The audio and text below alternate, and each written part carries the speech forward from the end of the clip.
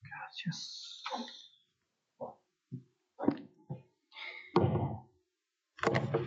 Ay, ahí está. Ya. Después, ¿por qué no funciona? Sí, está encendido. Bien, seguimos con nuestra serie entonces, Misericordia que corrige.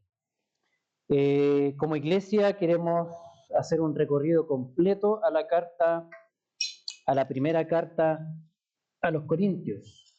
¿Ya? De principio a fin, queremos recibir ese mensaje total en esa carta. ¿Ya? Así que para quienes están integrando, la iglesia de los Corintios es una iglesia del siglo I, pero que tenía muchas dificultades, muchas dificultades. Si bien eran creyentes, si bien habían recibido a Cristo, había muchos problemas al interior de esa comunidad, y el apóstol Pablo tiene que corregir a los corintios, ¿ya? Y lo hace, por supuesto, con la misericordia de Dios. Hecha esa introducción, quiero hacer una pregunta, y por favor respondan honestamente. ¿Cuántos han hecho compras por aplicaciones de teléfono o internet? ¿No? ¿Sí? Ah, muy bien, muy bien. Por mencionar algunas, no sé, Temu, Alibaba, AliExpress, Chain. Ah, ya las conocen. Muy bien, muy bien. Mercado Libre también. Bueno, en ellas podemos encontrar grandes descuentos, ¿cierto? Tremendos descuentos, tentadores descuentos de los productos que se venden. El único problema es que corremos el riesgo de que el producto ofrecido en la foto no sea igual al que nos llega a la casa, ¿cierto? Hay videos circulando en internet de eso, como expectativa, y después le llega algo nada que ver. A veces son una imitación, ¿ya? Pero una imitación más barata, que no sirve para lo que necesitamos. Bueno, en el caso de la fe cristiana, también existen imitaciones más baratas. Algo así como una gracia barata, que se ofrece a los creyentes para calmar la conciencia o hacerles creer que son auténticos cristianos sin que realmente lo sean.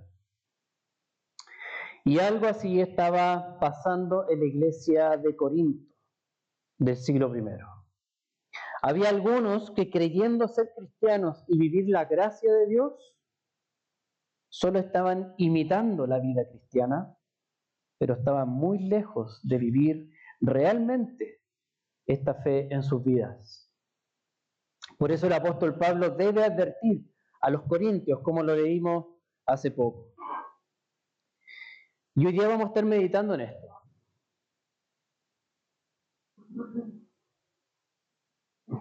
Ya, Fabi, ayúdame por favor.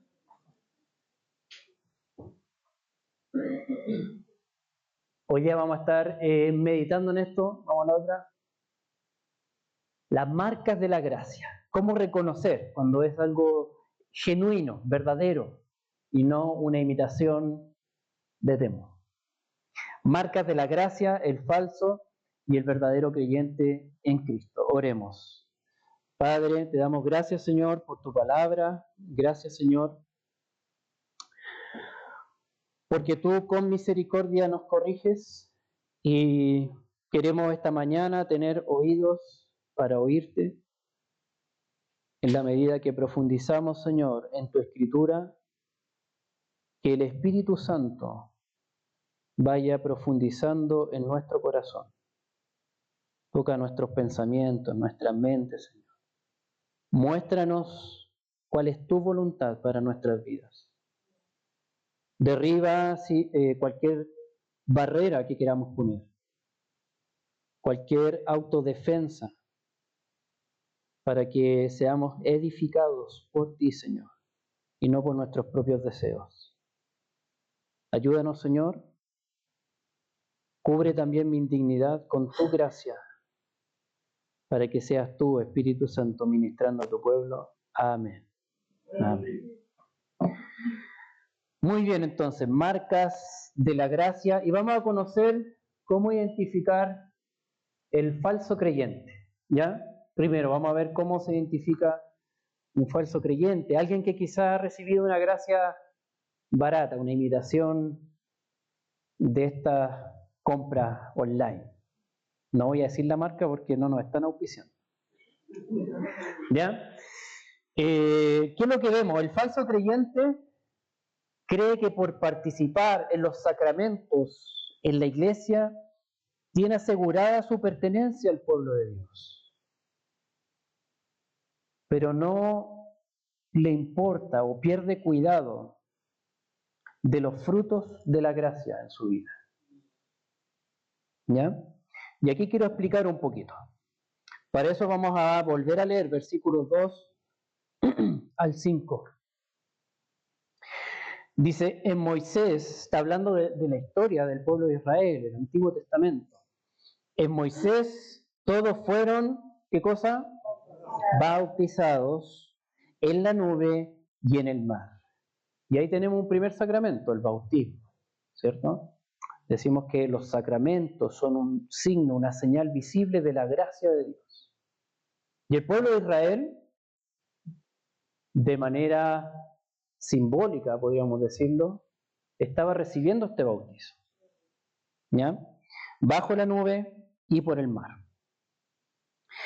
Luego dice, todos comieron el mismo alimento espiritual y todos bebieron la misma bebida espiritual porque bebían de la roca espiritual que los seguía. La roca era Cristo. ¿Se fija? Comida espiritual, bebida espiritual. ¿Dónde nosotros comemos y bebemos como sacramento? La Santa Cena, la Cena del Señor, ¿cierto? El pan, el vino, nos recuerdan este alimento espiritual. Entonces Pablo está mostrando cómo el pueblo de Israel, ya de una manera como teniendo una anticipación a lo que sería después los sacramentos del pueblo de Dios, bautizados y alimentándose espiritualmente, comida y bebida. ¿Ya? Entonces, ¿qué ocurrió? ¿Qué ocurrió? Versículo 5. Sin embargo, Dios no se agradó de la mayor parte de ellos y por eso quedaron tendidos en el desierto. Por supuesto, no estaban ahí tomando sol. Quedar tendidos significaba que murieron en el desierto. Entonces el apóstol Pablo describe la experiencia de Israel con Moisés como bautismo y comer y beber espiritualmente. Como decíamos, eso es la cena del Señor. Estos son los ritos que indican participación y pertenencia al pueblo de Dios. En cada uno de ellos estamos diciendo, sí, yo soy de Cristo y me alimento de Él o recibo de Él su gracia. Sin embargo, como dice el versículo 5, Dios no se agradó de la mayor parte de ellos y por eso quedaron tendidos en el desierto. No porque estés participando de estos ritos, sacramentos en la iglesia, necesariamente significa que eres verdaderamente parte del pueblo de Dios. Y ya vamos a ver por qué. Luego versículos 6 al 10 también entra en este tema. Estas cosas sucedieron como ejemplo para nosotros a fin de que no codiciemos lo malo como ellos lo codiciaron. No sean pues idólatras como fueron algunos de ellos. Según está escrito, el pueblo se sentó a comer y a beber y se levantó a jugar. Lo leímos esto de la mañana, ¿cierto? Tenían un becerro de oro y lo estaban adorando. Ni forniquemos como algunos de ellos fornicaron y en un día cayeron 23.000. Ni provoquemos al Señor como algunos de ellos lo provocaron y fueron destruidos por las serpientes. El libro de Números relata esto. Ni murmuren como algunos de ellos murmuraron y fueron destruidos por el destructor. Queridos, acá hay una marca, el falso creyente, aunque recibe las señales del pacto de gracia, bautismo, cena del Señor, en su espíritu, interiormente, no hay ningún cambio. Ningún cambio. Es como mecánico solamente. Y es más, acá la carta nos habla de su corazón cuando dice, sigue codiciando lo malo. La codicia es un deseo profundo del corazón. Sigue deseando lo malo. Eso es lo que está moviendo internamente su corazón. Idolatría, fornicación, provocación al Señor, murmuración. En otras palabras, vive igual que el pueblo de Israel que anduvo por el desierto con Moisés.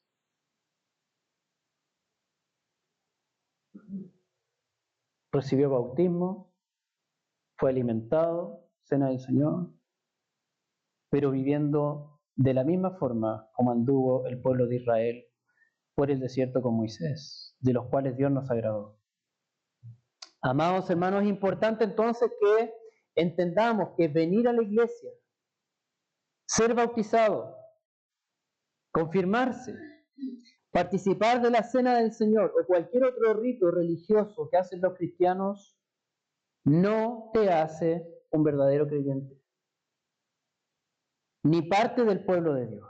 Jesús mismo lo dijo en Mateo 7, 22, 23. Muchos me dirán en aquel día, Señor, Señor, ¿no profetizamos en tu nombre y en tu nombre echamos fuera demonios y en tu nombre hicimos muchos milagros? Entonces les declararé, jamás los conocí, apártense de mí, los que practican la iniquidad. Y esto es más que un cristiano ordinario, o sea, profetizar, echar fuera demonios, hacer milagros. Pero el Señor les dice, nunca los conocí. Apártense de mí, los que practican la iniquidad. Queridos, es importante que entendamos esto. Existe una falsa confianza en creer que por cumplir con ritos cristianos somos cristianos. Es como que usted se parara todos los días, si es que vive cerca de un aeropuerto, entra a la loza y se pone a hacer como avión y crea que es un avión. No te hace. Esto es creencia de un falso creyente. Cuidado, cuidado.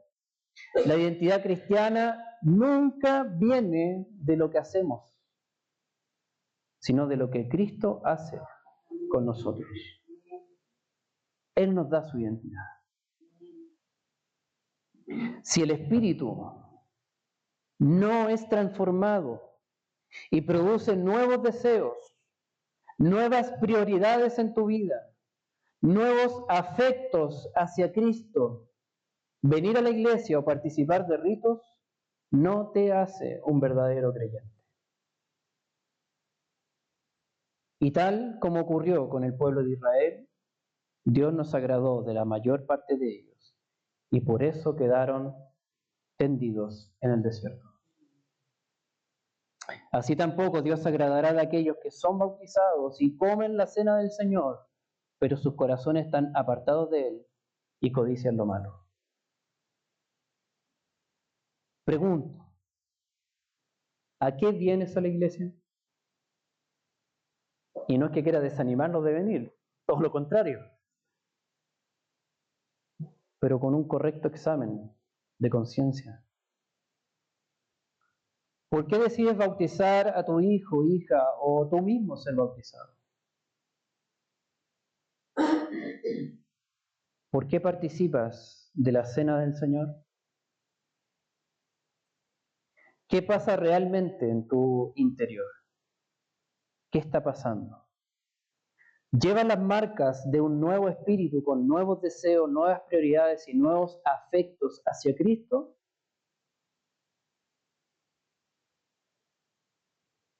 ¿O aunque vienes y participas de todos los ritos, sigues codiciando lo malo?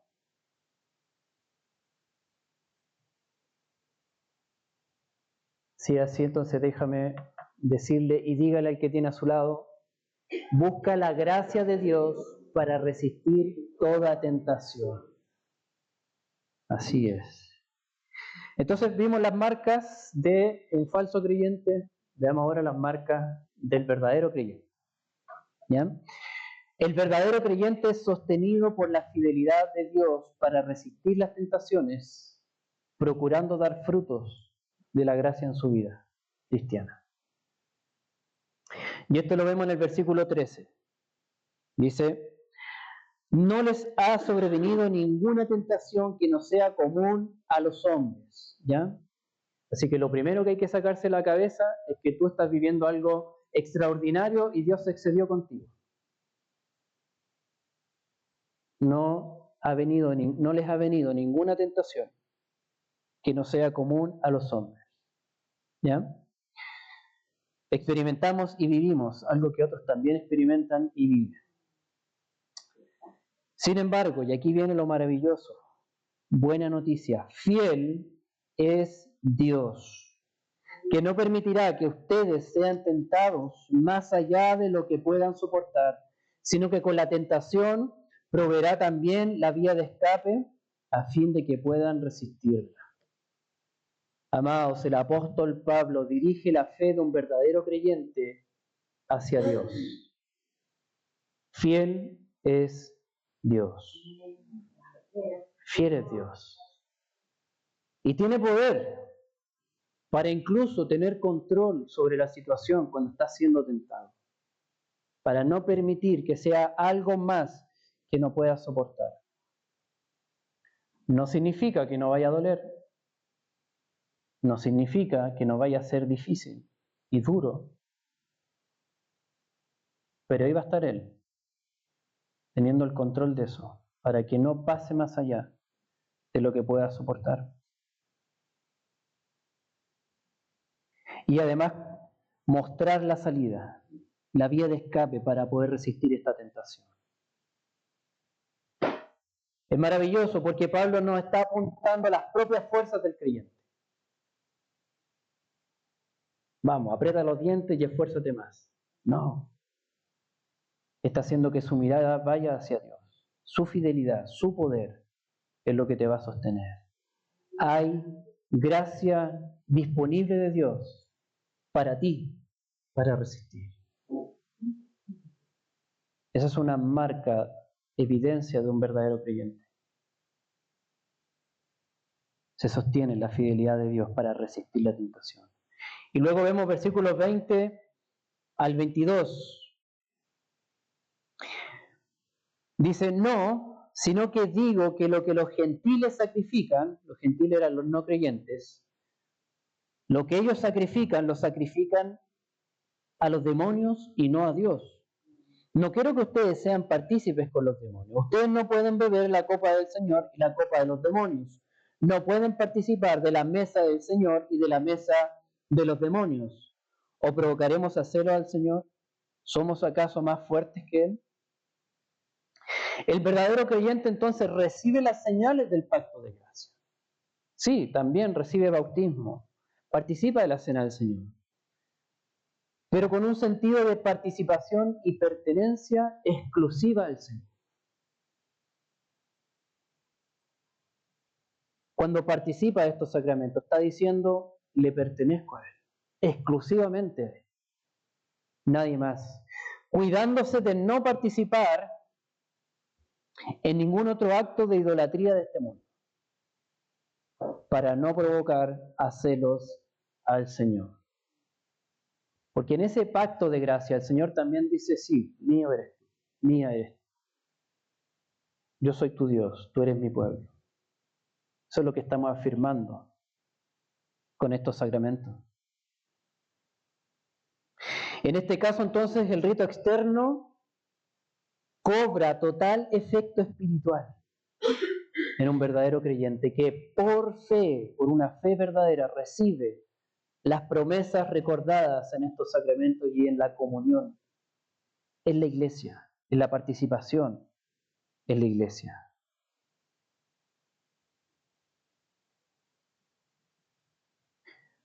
Amados hermanos, nuestra iglesia tiene poco más de 40 años, 41 para ser exacto.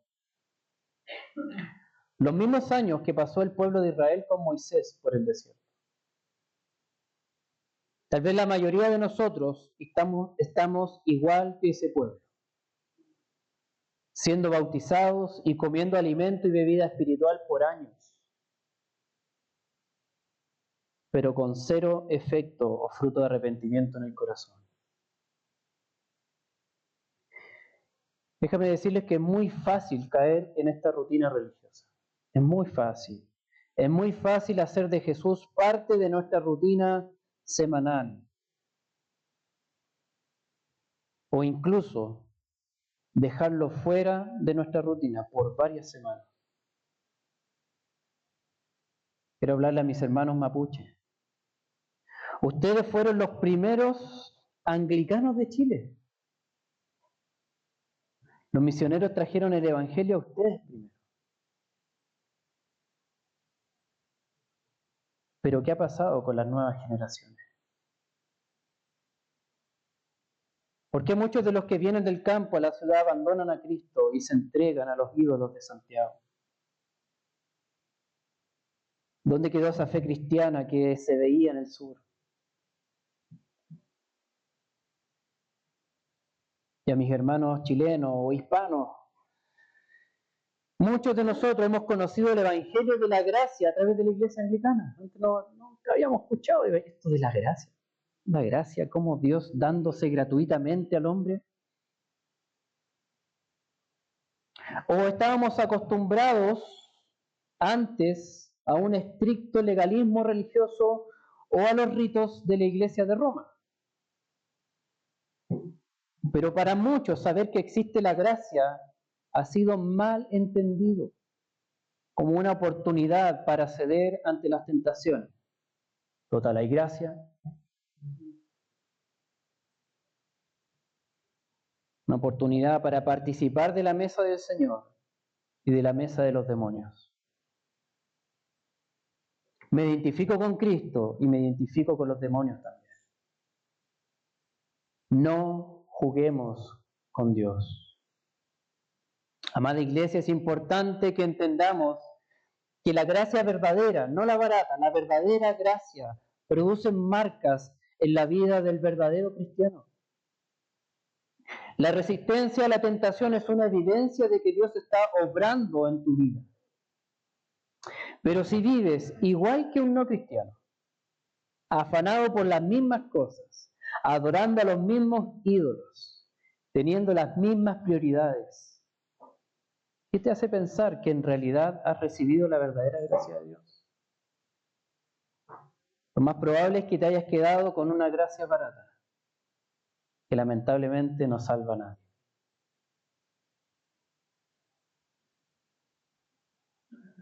Pero les traigo buenas noticias. Comed un palé.